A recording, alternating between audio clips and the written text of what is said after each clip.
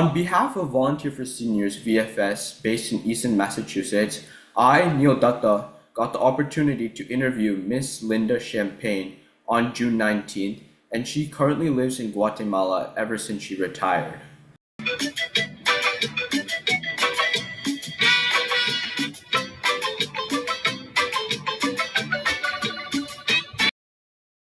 So, Ms. Champagne, my first question for you in this interview today is could you please provide more insight on your childhood and where you grew up?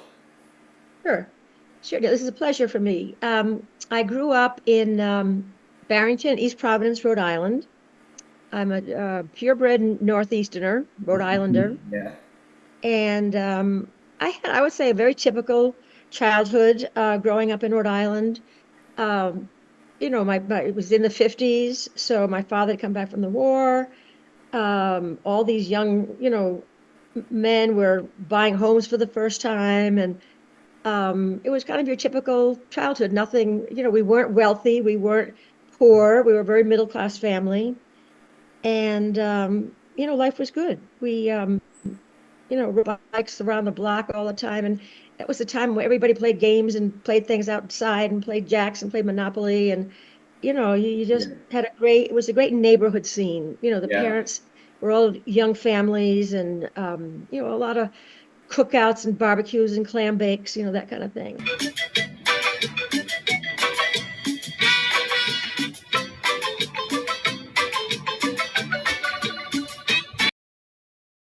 Do you have any special memory you'd like to share with us about your childhood in Oh, wow, I particular? have a lot. We grew up in Rhode Island. The first house we lived in was on a river. So I was Oh, okay. swimming when I was like two and a Nice. half, jumping off the dock and Wow. swimming at an early age. And, Rhode Island has such fabulous beaches. Yep.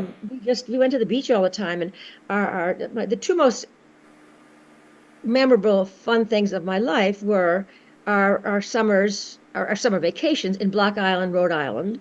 That's an island off the coast of Rhode Island. So we just, went to the beach every day and did beach stuff. Yes. And then my Nice. mother's family was from Connecticut, and they had a farm, a typical big dairy farm.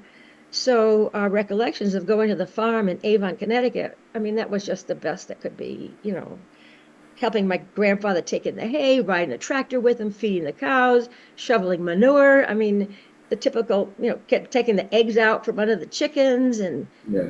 and every Christmas we had at the farm. So it was very quintessential New England. That is nice. No, it was lovely. Yeah.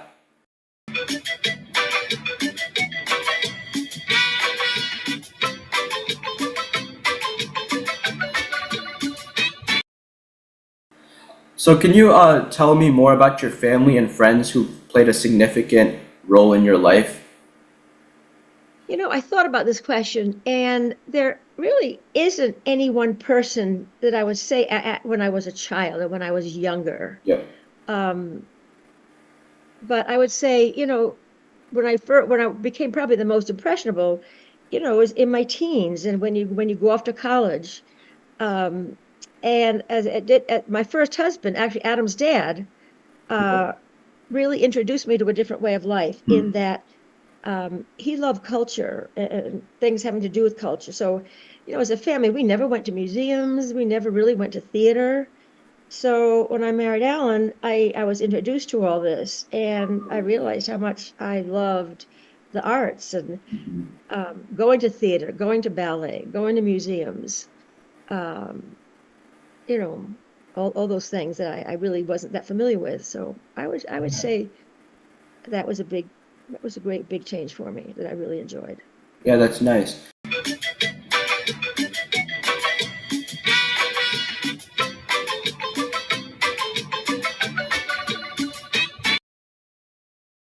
And if you're comfortable sharing, could you please tell me more about your career or professional life?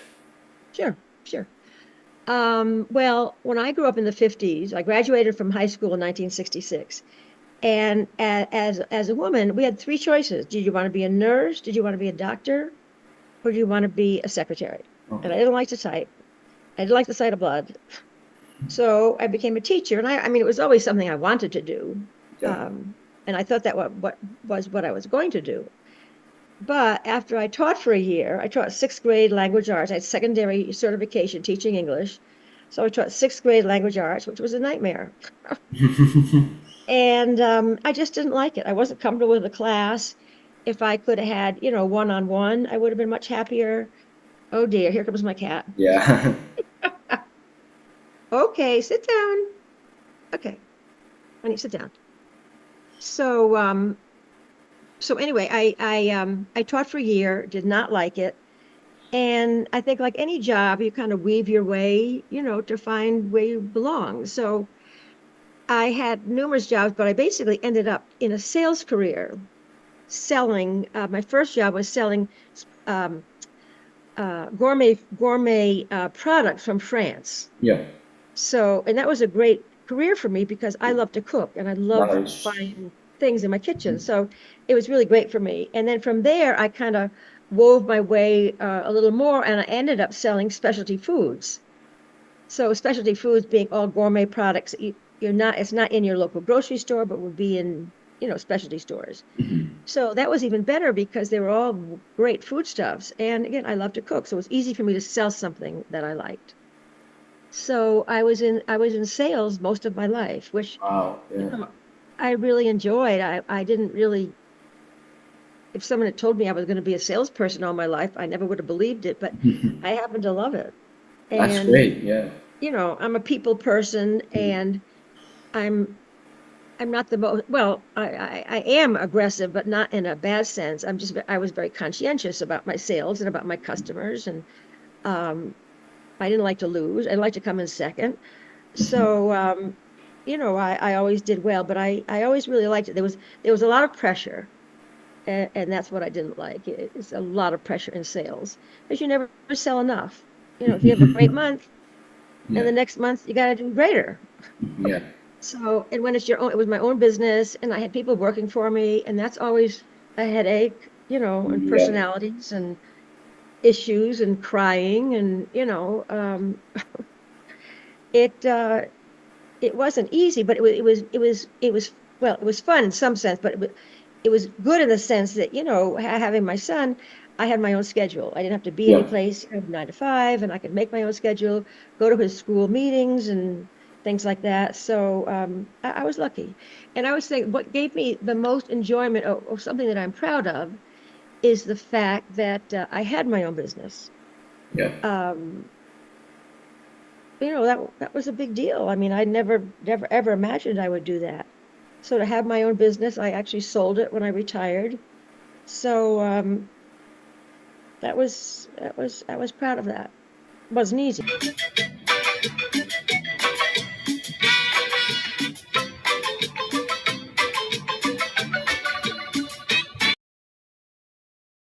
And were there any other accomplishments in your life that you were especially proud of, or they've had like a significant impact in your life? Um, no, I always won a lot of sales contests. That was good. I um I really can't think of anything in particular. Um, I was but I was just a good salesman. I was voted, salesman of the year a couple of times. I won a bunch of contests to go to different countries with one of my Nice. companies. So that was wonderful. Um, there isn't anything really in particular.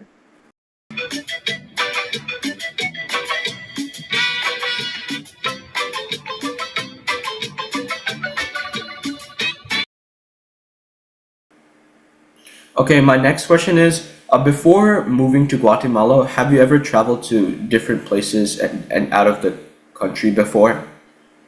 Yes, I had traveled.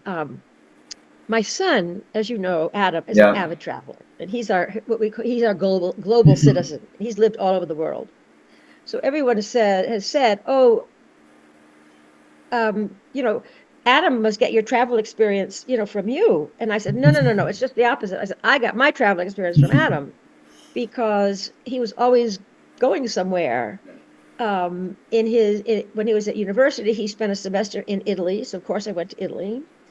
And then after he graduated from college, he and a buddy really went all over the world. And Adam had continued to live live all over the world. So through Adam, I visited a lot of countries. I Okay. went to Nepal, I went to Thailand, I went to um, India, I went to Brazil, I went to Spain. Wow. I say Nepal, I went to Nepal. I was in Hong Kong. Um, I went to England. So yeah, I had Yeah. done some traveling. I had done some traveling. So now I've got the passion. Now all I want to do is travel. Yeah, it's great.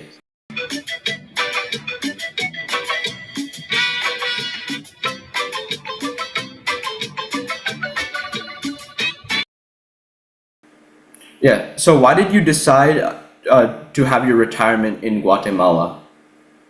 Well, I didn't really decide it. I mean, it's not like I knew all my life that was what I was going to do. I really had no plans for retirement other than, we all look forward to retiring one day. But one day in 1998, I read an article in the Chicago Tribune about an NGO, a nonprofit organization, a non-governmental organization in this woman, her organization was in Merrillville, Indiana. It was right outside Yeah. Chicago. So it was called Hearts in Motion, and they did all their work in Guatemala. So it just looked really interesting. She did all kinds of things. She brought doctors in for surgery. She brought firemen down here to help them improve their fire departments. She had family plan. She had all kinds of different projects. She had dentists. So I said, gee, that sounds interesting. And I'd been looking, well, I was a volunteer in Chicago at a children's hospital. So I volunteered for 10 years with children. Wow. But I was looking to do something internationally. So that sounds interesting. So I called her up one day and said, let's have lunch. So I heard about Hearts in Motion and what they do. And I said, when's your next trip? She said, well, it's in March. I said, fine, sign me up. Yeah. So it was a great trip because I ended up going with a group of dentists. And I had been a dental assistant during high school and college. My mother was a hygienist. So, so it was really the best job because every day we just pile into the back of a pickup truck and go to a different pueblo. Mhm. And, these are very, very rural areas, dirt roads, very poor areas. And we would just go into, there'd always be some little center of the town. And we brought our own plastic chairs and just set up chairs. And the dentist just pulled teeth all day long.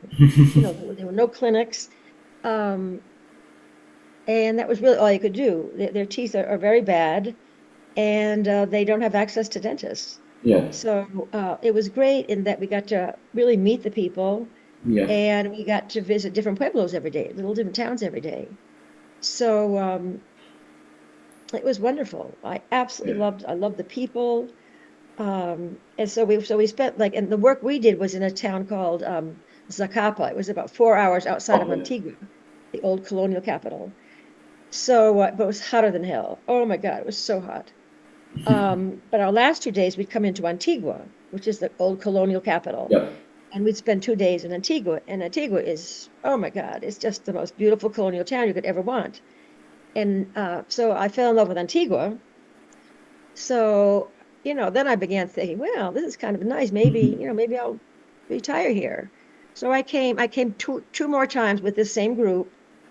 And I actually came to Antigua by myself for a week just to make sure I still felt this way. And this was like 10 years before I retired.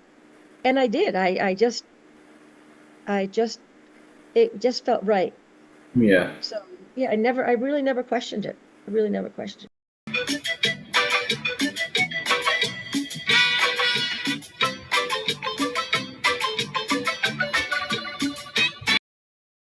And would you say this move was a bit challenging for you, considering you lived a greater part of your life at the United States?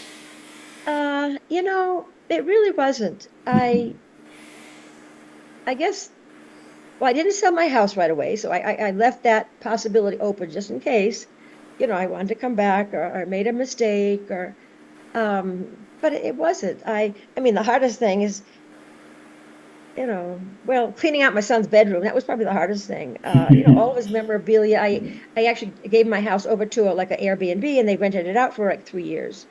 So that was hard. Giving up his room wasn't his room anymore. Yeah. His presence wasn't there anymore. Mhm. So that was hard. And of course, and it really wasn't difficult because I wanted to do it. No one was forcing me to do it. My family was like, "You're going where?" Yep. Um, so no, it wasn't. It was. It just kind of felt like the natural thing to do.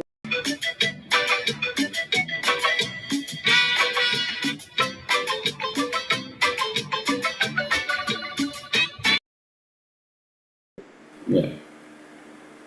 And can you please share your life after retirement in Guatemala? Well, sure. I've been here for it'll be 15 years next month, so I can't believe where the time has gone. Yeah. Um, I'm very busy here. I'm very busy all the time, it seems. And sometimes I feel like I'm not retired. I'm so busy. So that's the Yeah. downside. Probably I'm too busy. I'm too active. I got too much going on. Um, but my life is really varied. There's a lot to do here. There's a great expat community. I would say what's occupied my most time, and one of my reasons for coming here was to do volunteer work. Yeah. I love to volunteer, and I especially love babies. Um, so in Chicago, I volunteered with babies. My first job here, actually, I did it for probably 10 years before COVID, was to volunteer with babies at a public welfare hospital right in Antigua. And that was wonderful. I did it like 4 or 5 days a week, Yeah. probably 2 or 3 hours over lunchtime, fed the babies, played with the babies. And they weren't just babies. We would have 12, 13, 14-year-olds who were very malnourished because of MS or multiple sclerosis for the most part. Um, and they couldn't feed, they had difficulty swallowing. So there were a lot of health issues with even some of the children wasn't just babies, it was toddlers and all ages. Many were malnourished, many were, um, just had a lot of it related to malnutrition, I would say, and MS. Yeah. But there were many other congenital, issues that happened also. So, okay, so I volunteer. So now I don't do that, but I volunteer at another. Many of my friends have their own NGOs. So my other friend now has her own clinic, and she brings Okay. in medical teams, especially to do cleft lip and Yeah. palate surgery. So I volunteer there whenever she has, a medical team coming to town, which is at least a week a month. Um, it's a very active town. There's a lot of expats, but they're not all Americans. They're from all over the world. So, I've got friends that I help with their NGOs. We have a gourmet club, so I ran Yeah. that for That's 10 nice. years, going to a different restaurant every month. And I'm in a choir. I was in two choirs for a Wow. while, but now I'm in one. Wow. And this choir is wonderful because we do hospice singing. Wow. And there's really no hospice in this country, but we sing it, old folks' home and nursing homes and, that kind of thing. So it's really pretty music. There's only 12 of us. So that keeps me busy. I don't know what else do I do? There's just a lot going on. I entertain a lot. Um, I wish there was more culture, but it's getting better. We've had a lot of just had a music festival this weekend. We have some wonderful choruses from Guatemala City coming here. We have some theater from Guatemala City coming here. So there's getting to be more culture, which is great. But Nice. it's a great lifestyle. I love it. The weather's beautiful. Well, the weather's beautiful all year round, Yeah. although we are in the rainy season. But they call Antigua the land of eternal spring because we're Oh. about a 4,000-foot elevation. Wow. So we don't get the heat the rest of Okay. the country. It could be hotter than hell in most of Guatemala. But being a little higher up in the mountains, sometimes I think my thermometer is broken because it's in the mid 70s forever. It goes up to 85, 90, No. but not on a regular basis. So the weather's beautiful. Yeah.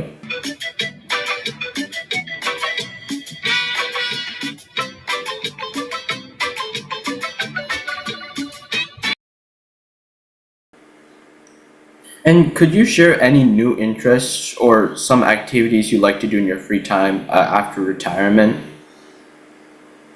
Well, I think I kind of mentioned them. well, I didn't study Spanish till I got here, so that's been a major project. It's Yeah. it's like work studying. If you haven't, especially at my age, I don't memorize as well as I used to. I don't Mm. retain things as well as I used to. So really, for 10 years, I had a teacher. I studied, 5 days in a row for a year, and then went down to 3 days a week, 2 days a week, and then for at least 5 years, I did one day a week, just conversation with my teacher. So that took up a lot of my time, but I do love to study Spanish. I wish I had, I'm retired. I wish I had more time to study my Spanish. But after a week working with Tessa, where I speak it all week long, that really helps my Spanish. Mhm. I can understand almost everything, and I can certainly make myself understood. I'm not fluent, but I can certainly make myself understood. Um, I guess the biggest passion of my life here is music. I Yep. love music. Not that there's a lot of music here, but I spend a lot of my time listening to music, classical music. I love the opera. Um, I got really hooked on the opera more when I started doing the live at the Met performances, and they had a place in Guatemala City. We could go see the Met live, and Okay. probably 8 operas a year. So that I loved. And I entertain a lot. I cook a lot. Um, so that's a project. Oh, the other thing I've done is I started a little business. Well, I did a business with my girlfriend called Mhm. What's Cooking, and we kind of prepared food every week, put out a menu, Mm. and I did that for about 2 years, but it became too much like work, and I really wasn't making enough money, so I stopped doing that.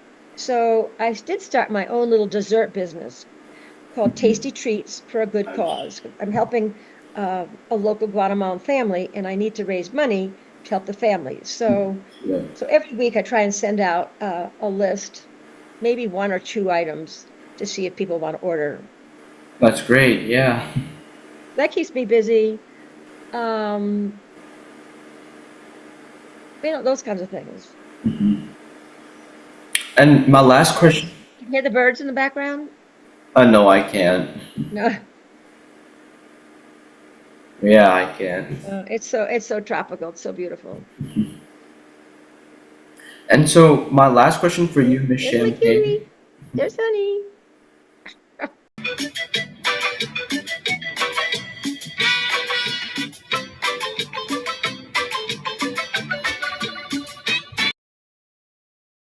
Okay. Yeah, and my last question for you today, Miss Champagne, is what message do you have for me and the whole Generation Z and in general, and what can we learn from your experiences in life? Oh, wow. Well, I have a cute story to tell you. When I turned 75, which was Yeah. last year, um, I had my quinceanera times five. Oh, yeah. So in Mexico and Latin countries, for your quinceanera, which is your 15th birthday, you have a big party because that's your kind Yeah. of coming into adulthood age. Mhm. So and the girls here, the teenagers get all dressed up, beautiful gowns, floor length gowns, and it's really a Yeah. spectacle. So I just seeing as how I never had my quinceanera when I was 15, I decided to have my quinceanera times five, which was 75. So I actually had a dress from a quinceanera in Mexico from a friend. So I wore that for my quinceanera and looked just like a real quinceanera. And so we took pictures in the park, but that's what all the quinceaneras do. So I'm in Central Park getting my picture taken, and there's a quinceanera there.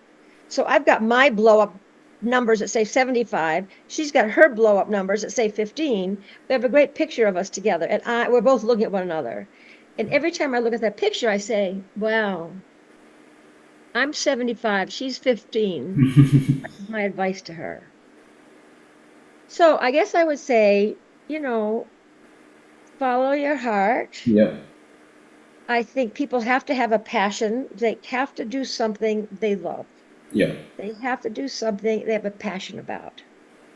Um, so that's really important. You have to have that connection to something. Um, so have a passion, follow your heart.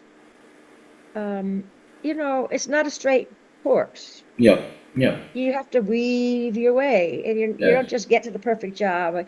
You don't just get to the perfect relationship. It takes time and it takes Yes. work. That doesn't mean that it's not worth doing. It is worth Yeah, doing. absolutely. And don't get discouraged. I find the times in life that you learn the most are the times in life that are the hardest. Everything's going along peachy keen. You don't have trauma, you don't have issues, you don't have anxiety. So all these things I think are part of helping you grow. But follow your passion. Don't settle. Don't settle for something you don't like, something you're not happy at. Don't settle for a job that you hate. Make it work, make it into something else. Leave. I mean, just don't settle and be kind.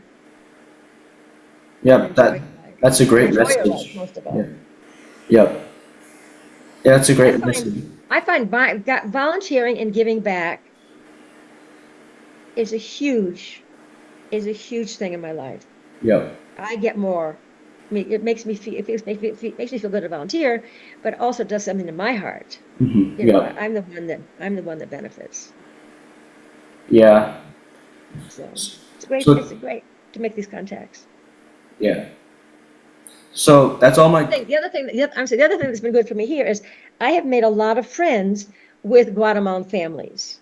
Okay. I don't just hang out with expats. I go out of my way to learn Spanish. Yeah. So I've got some wonderful Guatemalan families that I'm very close to. So that's been very important to me to have all these families that I'm at home. I'm with family when I'm with them. So it's another reason I love Guatemala. I love Antigua. Yeah, it's great.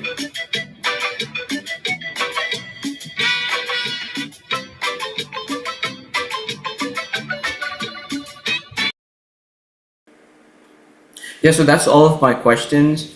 I want to thank you very much for your time, Miss Champagne, for allowing me to interview you. I've learned so much from you. Please call me Linda. Please call me Linda. And your advice is so significant, and yeah, just thank you once again for being here. Well, I enjoyed it, Neil. Yeah. Anytime. It's something to look for. Yes, retirement is all it's cracked up to be. It's great to not work and not have any pressure and just do what you want to do. Do what your heart wants you to do. Yeah.